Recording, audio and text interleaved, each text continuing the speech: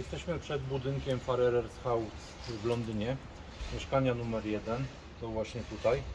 To tutaj jesienią 1976 roku za te drzwi właśnie wprowadził się gitarzysta basowy John Illsley.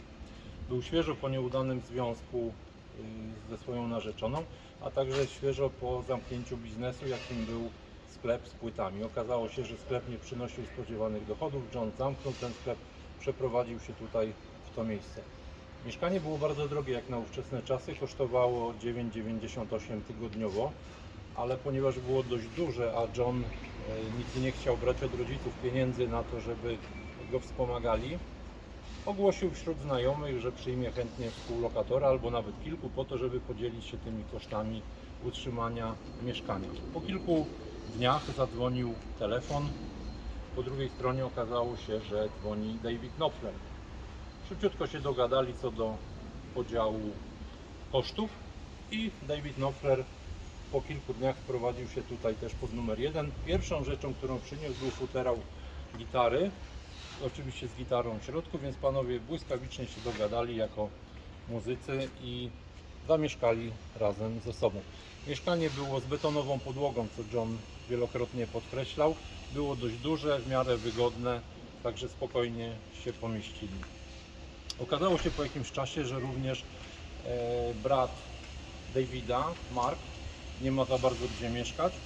Doszli do wniosku, że pomieszczą się we trzech i po kilku tygodniach wprowadził się tutaj Mark Knopfler. Panowie mieszkali od tej pory we trzech, wyłożyli, oczywiście Mark Knopfler przyniósł swoje gitary, mieszkania zostały wyłożone dywanami i panowie rozpoczęli sobie wspólne grywanie. Mark Knopfler jako jedyny z nich zajmował się w zasadzie prawie zawodowo muzyką. Grywał w zespole Coffee Racers i grywali tutaj sobie po okolicznych pubach, jakby to Rysiek Riedel nieodżałowany powiedział, za piwko i chleb. Tam Mark grał z Pickiem Weaversem, czyli doskonałym perkusistą, który jako jedyny z zespołu był prawdziwym, wykształconym, zawodowym muzykiem.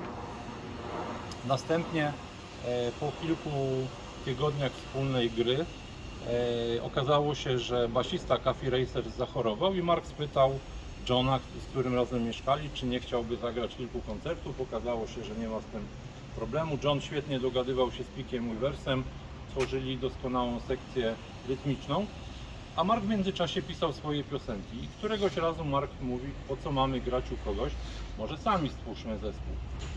No i we czterech, czyli Mark Knopfler, David Knopfler, John Illsley i Pick Weavers, przywieźli perkusję Picka tutaj do tego pomieszczenia i rozpoczęli próby.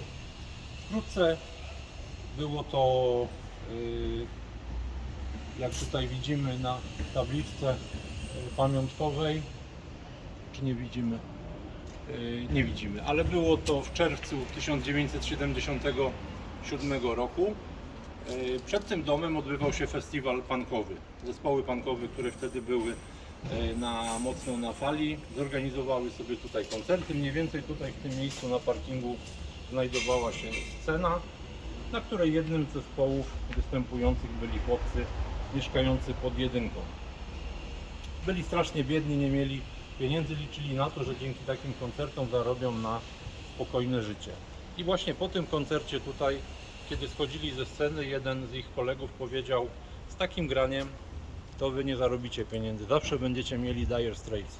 Dire straits, czyli w takim wolnym tłumaczeniu wąskie gardło. Chodziło tu oczywiście o przepływy finansowe. No i okazało się, że w zasadzie ten zespół nie ma nazwy.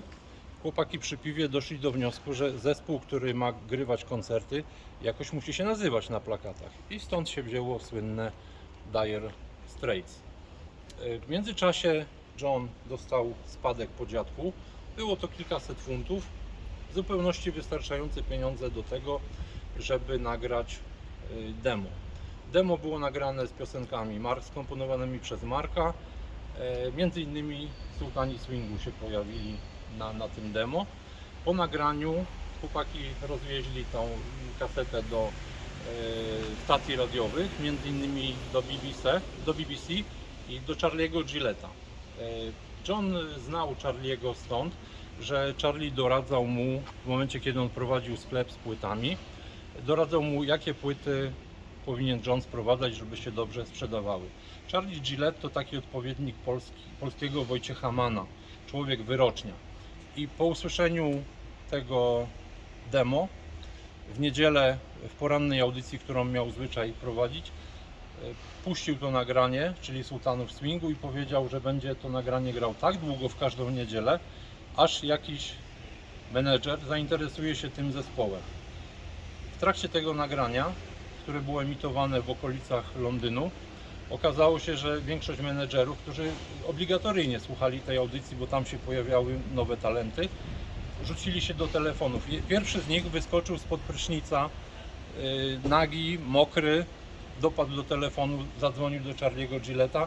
Drugi natychmiast, jadąc samochodem, zatrzymał się, podjechał do pierwszej budki telefonicznej po to też, żeby zadzwonić i podać swój numer telefonu.